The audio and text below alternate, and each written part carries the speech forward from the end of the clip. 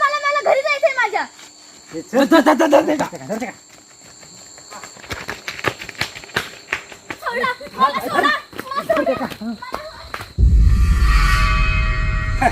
आता रे काय पळताला आता कोण तुका वाचवतला आणि ह्या रात्रीच्या काळोखात कोण येताला कोण येतला? आमच्याशिवाय आता कोणच तू नाही. ताब्यातच गावलंस आमच्या. आणि आमच्याशिवाय कोणच नाही. कोणच नाही का?